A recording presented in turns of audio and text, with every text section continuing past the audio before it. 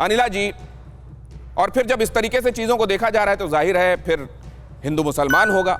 क्या ये एक साइकोलॉजी है, ये एक नैरेटिव है जो काम कर रहा है, और इन पार्टियों की मौजूदगी को आप कैसे देखती हैं वहां? अनिला जी। देखिए, वेस्ट बंगाल में केवल एक ही एक चीज चलेगी, ना हिंदू चलेगा ना मुसलमान चलेगा, विकास चलेगा।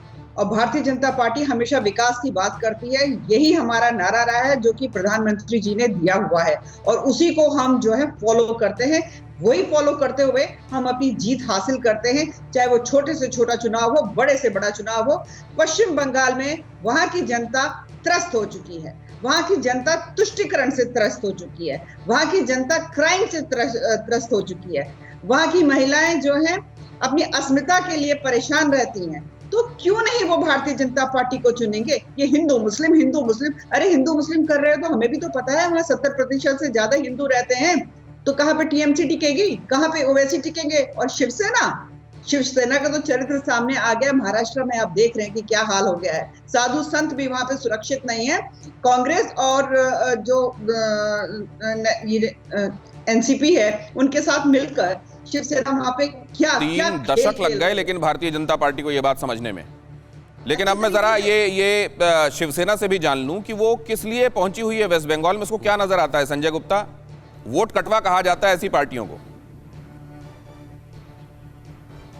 नहीं, देखिए, मैं एक बात ये कहना चाहता हूँ। अभी जो बीजेपी प्रवक्ता ने कहा, अनिला सिंह जी ने, अलग अलग पार्टियों की विचारधाराओं के साथ मिलकर के सरकार सन 90 से ये बनाते आए हैं, लेकिन शिवसेना ने 30 साल तक अपने आप को रिजर्व रखा और हमेशा बीजेपी के साथ खड़ी रही। कभी भी सत्ता के लिए, सरकार के लिए इधर से उधर नहीं गए। और महाराष्ट्र में भी इन्होंने शिवसेना को सत्ता से बाहर करने के लिए कांग्रेस के साथ हाथ मिलाया, कांग्रेस के साथ 2014 में हाथ मिलाया, 2019 में हाथ मिलाया। एनसीपी को नहीं, एनसीपी को ये कह देते हैं कि ये एनसीपी है, एनसीपी भी तो कांग्रेस है। 2014 में इन्होंने उसके साथ हाथ मिलाया, 2019 में इन्होंने उसके साथ हाथ मिलाया। मतलब ये किसी भी पार्टी के साथ हाथ मिला करके किसी भी स्टेट में अगर सरकार बनाते हैं तो इनको कोई दिक्कत नहीं है। लेकिन अगर शिवसेना ने 30 साल में उनके साथ सरकार मिलाई तो कहते हैं शिवसेना ने अपनी विचारधारा त्याग दिया। ऐसा कुछ नहीं है। शिवसेना अपने हिंदुत्व पे थी, अपने हिंदुत्व पे है और अपने हिंदुत्व पे ही रहेगी। और सन 90 में अटल जी के साथ गठबंधन होने के बाद बाला साहब ने अपने इस बात का फैसला किया था कि हिंदुत्व पे बीजेपी को नुकसान ना हो और बीजेपी के केंद्र में एक सरकार बने, इसलिए अपने आप को सिर्फ महाराष्ट्र तक सीमित रखा। अगर सन 1966 से लेके 1990 तक का हम संगठन देखते हैं तो शिवसेना का एक बहुत बड़ा संगठन था। मैं ये सब जानता हूं संजय गुप्ता साहब, दुनिया जानती है, देश के लोग जानते हैं कि आपका कितने दिनों का गठबंधन था, 3 दशक तक आप साथ रहे, सब जानते। मैं ये जानना चाहता हूं कि वेस्ट बंगाल में आपकी प्रासंगिकता क्या है?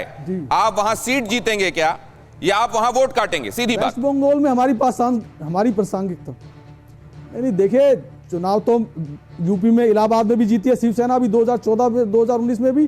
तो ऐसा थोड़ी है कि शिवसेना अपना बढ़ावा नहीं करेगी या नहीं करेगी। तो शिवसेना में भी याद नहीं करना चाहते रखने के लिए दोबारा से अपना चुनाव लड़ना नहीं। देखिए, ऐसा है कि किसी भी पार्टी को जब वो बाहर निकल के किसी स्टेट से जाकर के सिलेक्शन लड़ती है तो उसको एस्टैब्लिश होने में थोड़ा वक्त लगता है। तो हम न्यूज़ टॉप 9 रोज सुबह 7 बजे और शाम 7 बजे सिर्फ TV9 भारतवर्ष पर।